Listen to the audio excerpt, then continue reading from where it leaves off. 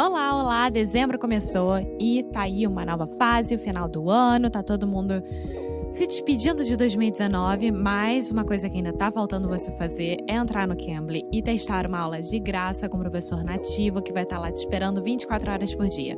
Não importa se você é iniciante, intermediário ou avançado, qualquer pessoa de qualquer nível pode fazer. Então entra lá no Cambly.com, Cambly se escreve C-A-M de Maria, B de bola, L-Y, ou no aplicativo do Cambly e coloca o nosso cupom maravilhoso que é Inglês no Podcast. Dessa forma, você pode aproveitar e ganhar uma aula de graça. Então, faça isso ainda hoje, porque vale muito a pena. Não deixa para, literalmente, o último dia do ano, hein, gente? Vamos fazer isso agora, tá bom? Now, on with the show!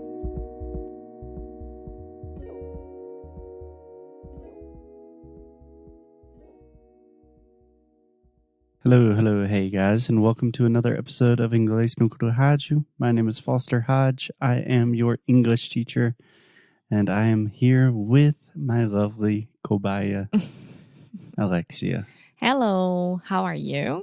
I am doing wonderfully. How are you, Alexia? I'm doing wonderfully as well. Ooh, very original. Fantastic. Awesome. Amazingly. Terrific. Cool. So today on the show, we are talking about a subject that is a little more serious than the topics that we normally cover here on the show. And that is because today, December 7th, is the anniversary of Pearl Harbor. Yes. So let me begin, Alexia, just by asking a general question. Do you know much about Pearl Harbor? I don't know if this is something that you study in school, in elementary school in Brazil, because this is just like a normal part of American history for us. Yes, of course. It is for you guys so important. But as I remember from my school, we did talk about it, but we didn't study as much as we should. I don't know, my history teachers, they like to focus more on Europe than United States or Asia. On Europe. On Europe. Europe. There we go. A lot of our students have a really hard time with that word. I hear a lot of Europe, a lot of Europe, but we just say you're. Like you're going to the mall. Europe. There we go. Perfect. Yeah, that's normal to have a more Western focus. And to be honest, I think that I know more about it than my friends because of my dad. My dad knows a lot about it. Yeah, your dad is quite the history buff. Yeah. Do you remember that phrase? I believe when we talked about movie buffs, we talked about buff. Yes, I remember that. Do you know what it means when I say your dad is a history buff? He knows everything. He likes it a lot. Yeah, he's just very interested, knowledgeable. He knows a lot about it. Yeah. And it's kind of interesting because you can say someone is a history buff, a movie buff, something like that.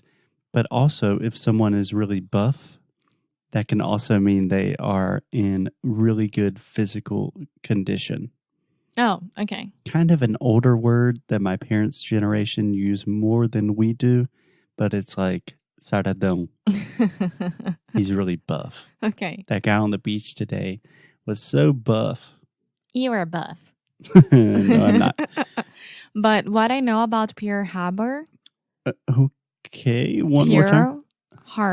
Pearl Harbor. Sounded like you were trying to say pure bar. Yeah, I don't know why. So let's repeat that one time. Pearl Harbor. Yes, that RL combination can be quite difficult for a lot of Brazilians and Portuguese speakers. So I always just recommend slowing it down, really articulating both syllables. Pearl. There we go. Pearl Harbor. Okay. So what do you know? I just know that Japan attacked this American military base in Hawaii, and it was a surprise attack. Yeah. And it was awful. I mean, of course, there are a lot of more things and history facts that I don't know, but I think that I know the big fact.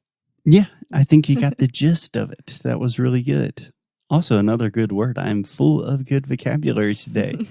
When I say you got the gist of it, do you understand what that means? O jeito? More or less, the gist is like the general idea. Okay.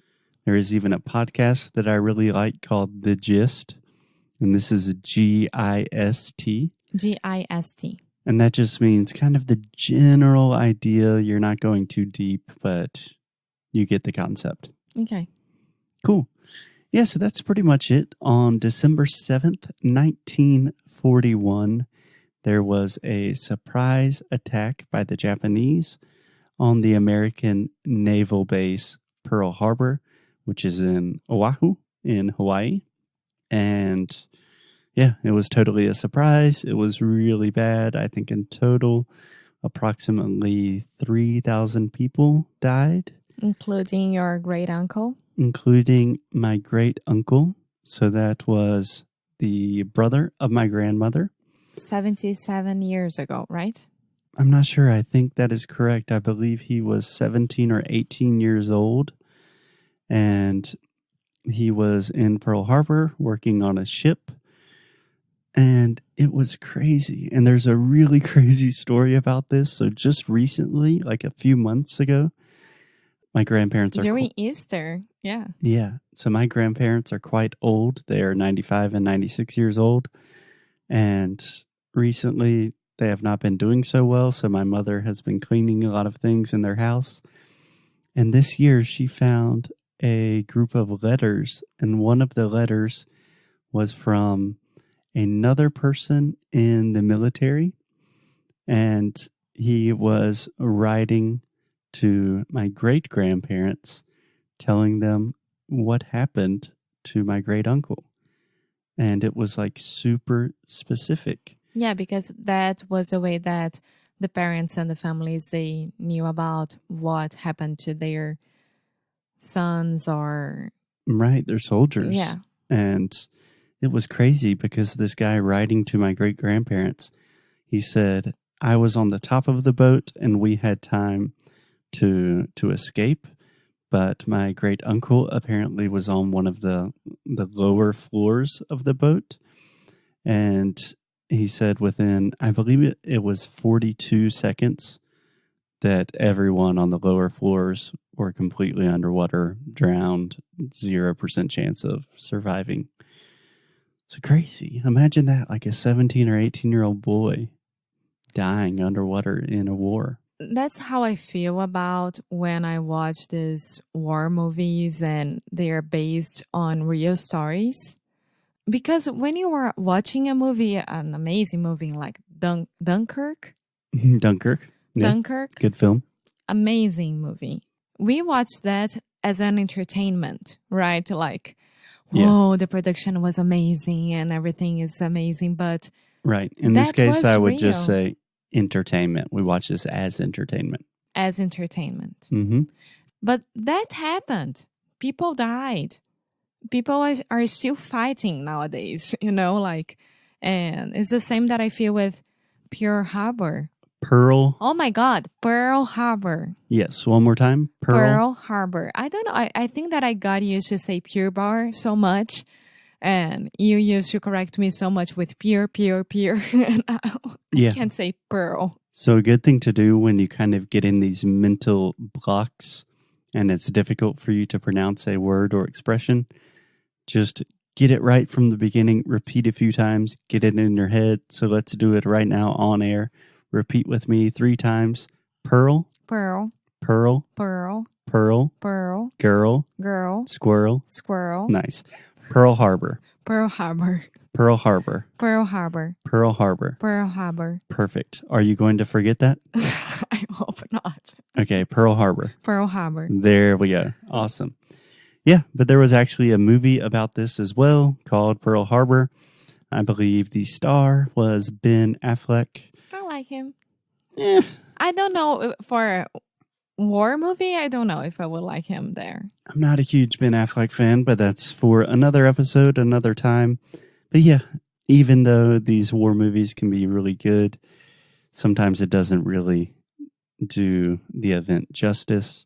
And sometimes we forget, yeah, a shit ton of people died. This was really serious. And I'm very happy that we are not alive during a world war.